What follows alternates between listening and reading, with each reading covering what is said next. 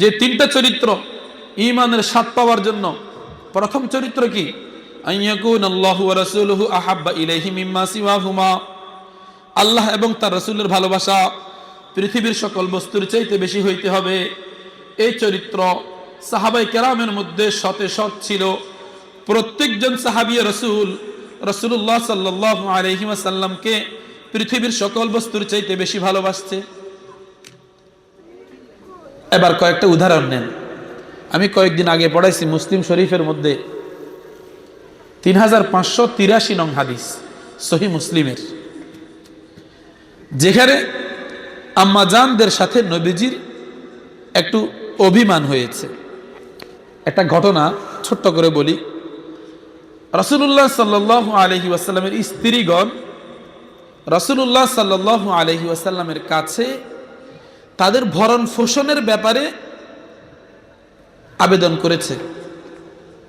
আবেদনটা ছিল এরকম: ইয়া রাসূলুল্লাহ, রোম এবং পারস্যের রাজা বাদশাদের স্ত্রীগণ কত প্রশস্ত জীবন যাপন করে, কত সুন্দর জীবন যাপন করে, কত চাকচিক্যের জীবন যাপন করে, অথচ আমরা মুহাম্মদুর রাসূলুল্লাহ সাল্লাল্লাহু আলাইহি ওয়াসাল্লামের স্ত্রী, আমাদের জীবন যাপন সাধারণ, আমাদের ভরণ পোষণ সাধারণ।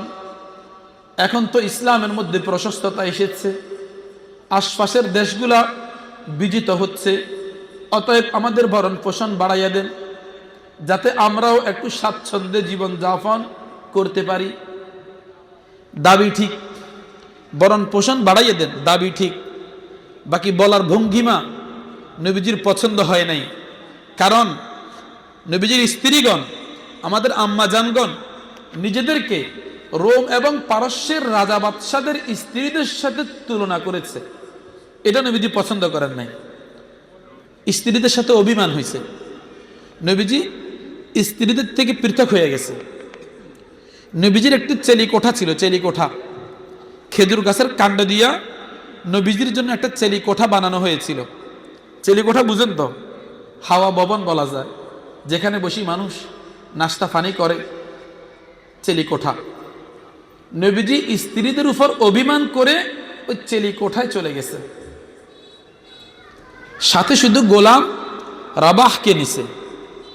রাবাহ ছাড়া নবীজির সাথে আর কেউ নাই, এবং ওই চেলিকোঠায় প্রবেশের কারো অনুমতিও নাই। এই যে নবীজি স্ত্রীদের থেকে পৃথক হয়ে গেছেন, এই পৃথক হয়ে যাওয়াকে অনেক সাহাবী মনে করেছেন রাসূলুল্লাহ সাল্লাল্লাহু আলাইহি ওয়াসাল্লাম স্ত্রীদেরকে তালাক দিয়ে দিয়েছেন। একটা গুজব ছড়াইয়া পড়ছে। মসজিদে নববীর ভিতরে সাহাবারা কানাঘোষা করতেছে একে অপরের সাথে, যে নবীজি মনে হয় স্ত্রীদেরকে তালাক দিয়ে দিস। এই কানাঘোষা চলাকালীন সময়ে হযরত ওমর ফারুক রাদিয়াল্লাহু তাআলা আনহু মসজিদে প্রবেশ করেছেন। তিনার কানে এই আওয়াজ আসছে যে রাসূলুল্লাহ সাল্লাল্লাহু আলাইহি ওয়াসাল্লাম মনে হয় স্ত্রীদেরকে তালাক দিয়ে দিয়েছেন। হযরত ওমর রাদিয়াল্লাহু তাআলা আনহু চিন্তিত হয়ে গেছেন, কারণ নবীজির স্ত্রীদের মধ্যে হযরত ওমর ফারুক রাদিয়াল্লাহু তাআলা আনহুর মেয়েও আছে, হাফসা রাদিয়াল্লাহু তাআলা আনহা, নবীজির স্ত্রী হযরত ওমর ফারুক রাদিয়াল্লাহু তাআলা আনহুর মেয়ে। হযরত ওমর ফারুক রাদিয়াল্লাহু আনহু চিন্তিত হয়ে গেছে। তো তিনি কি করলেন? মেয়ের ঘরে গেছে, হাফসার ঘরে গেছে। হাফসার ঘরে গিয়ে বলে, হাফসা, কি শুনতেছি এগুলা? তোমরা নবীজির কাছে এটা কেমন আবেদন করলা যে নবীজি কষ্ট পেয়েছেন, তোমাদের থেকে আলাদা হয়ে গেছেন? এমনও তো শুনে যাচ্ছে যে নবীজি তোমাদেরকে তালাক দিয়ে দিয়েছেন। এ কথা শোনার পর হাফসা রাদিয়াল্লাহু তাআলা আনহা হাউমাউ করে কান্না শুরু করে দিছে। তখন বাবা তো হযরত ওমর ফারুক রাদিয়াল্লাহু তাআলা আনহু বলে, আচ্ছা বলো নবীজি কোথায়? হাফসা রাদিয়াল্লাহু তাআলা আনহু ইশারা করে দেখাইছে, ওই যে চেলিকোঠায় নবীজি বসে আছে, কাউকে ঢুকতে দিচ্ছে না, ভিতরে শুধু রবাহ আছে। রবাহকে নবীজির দরজায় বসাই দিছে। কেউ ঢুকতে হলে রবাহ থেকে অনুমতি নিতে হবে, রবাহ নবীজির কাছ থেকে অনুমতি নিবে। তো হযরত ওমর ফারুক রাদিয়াল্লাহু তাআলা আনহু ওই চেলিকোঠার উদ্দেশ্যে রওনা করেছে। এবার হাদিসের এবারতটুকু শুনেন, 3583 সহিহ মুসলিম। হযরত ওমরে ফারুক রাদিয়াল্লাহু তাআলা আনহু নিজে বলতেছেন, আমি চেলি কোঠার বাহিরে দাঁড়াইয়া ফানাদাইতু ইয়া রাবাহ ইস্তাযিন লি ইনদাকা আলা রাসূলিল্লাহি সাল্লাল্লাহু আলাইহি ওয়াসাল্লাম। হযরত ওমরে ফারুক বলেন, আমি আওয়াজ করলাম, আওয়াজ দিয়া নবীজির গোলাম রবাহকে বললাম, রবাহ, আমার জন্য নবীজির কাছে প্রবেশের অনুমতি নাও। ফানাযারা ইলাল গুরফাতি সুম্মা নাযারা ইলাইয়া ওয়া লাম ইয়াকুল শাইআন। এই কথা বলার পর রবাহ ওই চেলি কোঠার দিকে তাকাইছে, নবীজির দিকে তাকাইছে, আবার আমার দিকে তাকাইছে, কিন্তু কিছু বলে নাই। এর মানে কি? নবীজি অনুমতি দেন নাই। সুম্মা কুলতু ইয়া রবাহ ইস্তাযিন লি ইনদাকা আলা রাসূলিল্লাহি সাল্লাল্লাহু আলাইহি ওয়াসাল্লাম। হযরত ওমর ফারুক বলেন, আমি আবারও ডাকলাম, হে রবাহ, আমার জন্য নবীজির কাছে প্রবেশের অনুমতি চাও। ফানাযারা ইলাল গুরফাতি সুম্মা নাযারা ইলাইয়া ওয়া লাম ইয়াকুল শাইআন। রবাহ আবারও চেলি কোঠার দিকে তাকাইছে, নবীজির দিকে তাকাইছে, আবার আমার দিকে তাকাইছে, কিন্তু কিচ্ছু বলে নাই। এর অর্থ নবীজি অনুমতি দেন নাই। দুইবার।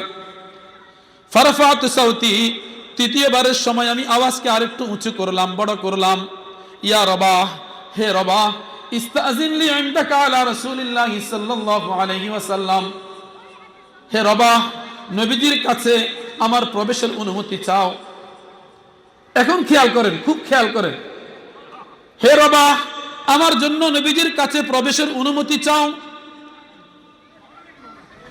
আন্নী আযুন্নু আন্না রাসূলুল্লাহি সাল্লাল্লাহু আলাইহি ওয়াসাল্লাম যান্না লিআজলি হাফসাতা। নবীজি মনে করেছেন আমি আমার মেয়ে হাফসার জন্য আসছি। হে রবাহ, নবীজির কাছে আমার জন্য অনুমতি চাও। নবীজি মনে করেছেন আমি আমার মেয়ে হাফসার জন্য আসছি। ওয়াল্লাহি, আল্লাহর কসম করে বলি, লাউ আমারানি বিদরবি উনুকিহা লাযারাবতু উনুকাহা। যদি মুহাম্মদুর রাসূলুল্লাহ সাল্লাল্লাহু আলাইহি ওয়াসাল্লাম আমাকে আদেশ করে হাফসার মাথা শরীর থেকে আলোক করে দেওয়ার জন্য, আমি ওমর এক মুহূর্তের ভিতরে আমার মেয়ে হাফসার মাথা শরীর থেকে আলোক করে দিব। সুবহানাল্লাহ।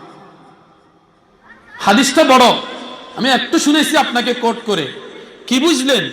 মানুষের কাছে পৃথিবীর সকল বস্তুর চাইতে প্রিয় হইল সন্তান। আর হযরত ওমর ফারুক রাদিয়াল্লাহু আনহু রবাহকে বলছে, রবাহ, নবীজির কাছে 3 বার অনুমতি চাইলাম, নবীজি অনুমতি দিচ্ছে না। তিনি হয়তো মনে করেছেন আমি হাফসার জন্য আসছি। না না, হাফসার জন্য আসি নাই, আমি নবীজিকে দেখার জন্য আসছি, খবর নেওয়ার জন্য আসছি। আরে নবীজি বললে তো আমি মেয়ে হাফসার মাথাও শরীর থেকে আলোক করে দিব। তার মানে কি?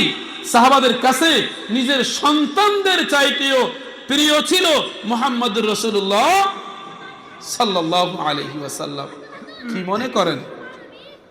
তাহলে নবীজিরা, সাহাবায়ে কেরাম নবীজিকে পৃথিবীর সকল বস্তুর চাইতে বেশি ভালোবাসছে কিনা? বাসছে কিনা?